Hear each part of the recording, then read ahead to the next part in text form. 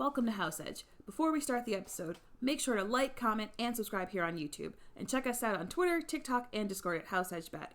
Links down below. Enjoy the show. Welcome back to House Edge. We're looking at our college football futures today. How you doing, Bert? Doing good. Ready to get into some futures, back into the college football season. It's been a while. Most exciting television, honestly, college football. Yeah. So we're each going to take three futures here. Just a little update. We have a 12-team playoff starting this year. It's going to have the top 5 ranked conference champions, followed by the next 7 highest ranked teams. Right. I wonder if there will be there cannot be a top 5 ranked conference champion that is not in the 12, right? I can't see that happening. Especially from a Power 5, I think it'd be hard to win your conference and not be in the top 12. We know SEC is going to be there. We know Big 10 is going to be there. We know Big 12 is going to be there. ACC is like right on the edge. I think their champion is going to be in the top 12. Yeah. And then it's probably going to be something like the American Conference for the 5th one. Something like a Memphis getting in. Or a Liberty. Yeah. Wow. Yeah, when we used to say Power 5, Pac-12 was always in the mix there, and now we only have Washington State and Oregon State in the conference, so they're not in the mix anymore. Pac-2. Yeah, it's the Pac-2. It's not the Pac-12 anymore. Who's going to be that 5th conference?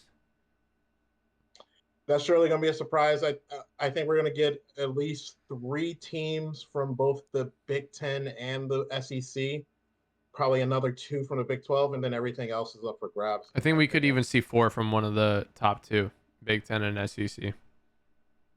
Yeah, if everything shakes out right. You really could, because those 2 conferences are by far the most stacked conferences. Absolutely. By and far. So let's start off with our first pick. I have the USC under 7.5 wins at plus 118. USC, I think they have the most toughest schedule of the entire country. By metrics, it says Georgia Tech, but I'm not really buying that. It was Florida. Or Florida, yeah. But it also says Florida's toughest game is Florida State, and we saw how flat Florida State came out week 0. So I don't buy those metrics. I also agree with you. USC toughest schedule. USC, they're taking on LSU, Washington, UCLA, and Michigan. These are all going to be on neutral sites or road games, with only LSU being the neutral, so the rest are going to be on the road. They probably are going to lose all 4 of those games, if not 1 in 3, and then they still have to deal with Notre Dame and PSU at home. It's going to be a tough first year in the Big 10. Yeah, I see them barely getting over 500 this year, about a 6-6 team. Maybe they'll get to a bowl game. It's going to be a tough start to the Big 10 unless they have a new quarterback behind Caleb Williams that is an absolute prodigy that can carry the team like Caleb did. Then they'll get 8 wins. But I really highly doubt that that's going to happen. I'm with you on this. Under 7.5. Good play. Yeah, even if Caleb Williams was still on campus, I don't think this is a 8-win team. Really? This defense is too bad. Yes, I agree with you. Did they change their defensive coordinator since last year? I mean, maybe they did, but this has been a Lincoln Riley problem over the last 4 or 5 years. I'm sure he's had different. It hasn't been fixed, yeah. Yeah. I mean, last year with Caleb Williams, they got 8 wins. Yeah. They went 8-5 last year, and that's The counting their Andrew Luck. And by the way, 8-5 is 13 games, right? Which counts their bowl game. Yeah. Where they beat Louisville. Where they beat Louisville, by the way. So they did not get the over last year with Caleb Williams. Just want to make that clear. Yeah. And they also moved to the Big 10, a much tougher conference. I'm 100% tailing you on this play. This is a great play. Thank you. I also have Oklahoma State to win the Big 12 at plus 850. Oklahoma State is returning the second most returning starters in the country with 10 on offense and 10 on defense. That's pretty much the Wow. whole starting That's the whole 11. roster. And they come back as last year's champs. They went on a run last year, and the conference got They won the weaker. So conference last year? yeah. In the regular season or in the championship game? Championship game. Fact checking. Big 12 championship game 2023. Texas won it. No? Oh, that's wrong. Texas won it. I'm pretty sure. Yeah. Oh man, I'm thinking regular season. Retraction. 49-21 over Oklahoma State.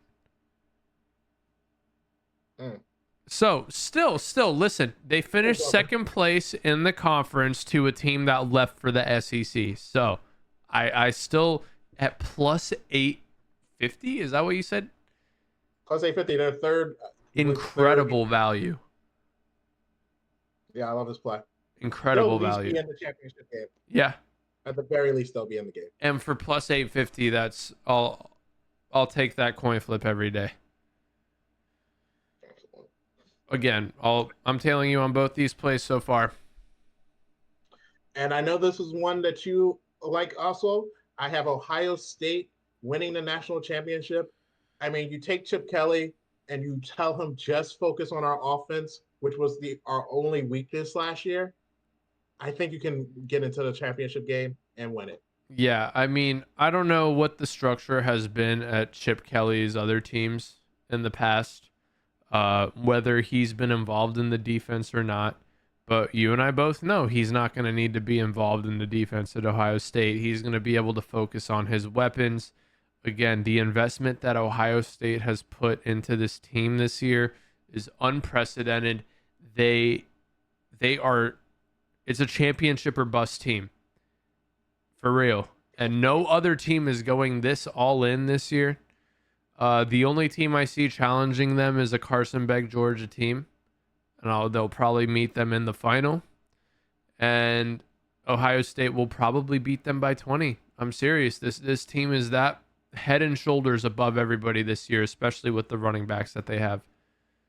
I'm not going for a 20-point championship win over Georgia, but I'll take them to win the title. That's a little too much. I'm going to bet on them spread in every close game that they have, aka every ranked matchup that they have. I'm taking Ohio State spread. They might let off the gas a little bit in the. I mean, I don't think they're going to let off the gas in week 1. Everybody's so excited to play. They're going to beat the absolute crap out of Akron. But they might let off the gas against, weeks. I'm making this up. I don't even know if they play them like a week 6 Northwestern or something like that. Right? I wouldn't take them spread there. But every meaningful game, I am taking Ohio State spread this year. I'm going to say that straight up. Unless they really let us down at the beginning of the season, I don't see it happening. I mean, this defense was one of the best last year. Definitely top 10. And it can only go up from there. Yeah. I mean, I agree with you 100% on this. And like you said, I'm tailing you on this. Ohio State plus 400 to win the national championship. I don't see another very logical play this year going, with all the shakeups that happen. This is the most logical play. If you want to make in-season plays, that's what you should do. Make this play and then make in-season plays. My other picks moving forward, I have Penn State to make the playoff, minus 142. I'm not going to go back and look at it right now. Maybe I will. Penn State 2023 ranking. We finished the end of the year ranked 13th. Very close to being in the playoffs, and that was... Last year, I think, was one of our worst seasons. In a while. Yeah, it was our lowest rank in a while. In 2022, if I check that out.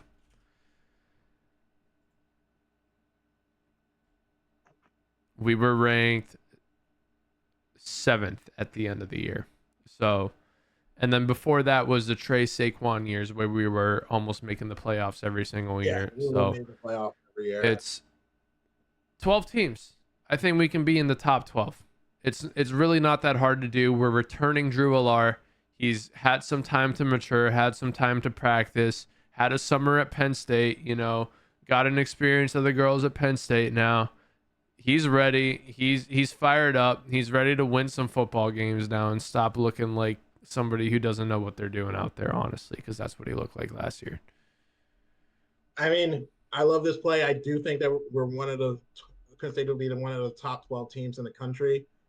But this is going to be a make or break year for this program and James Franklin. Yeah.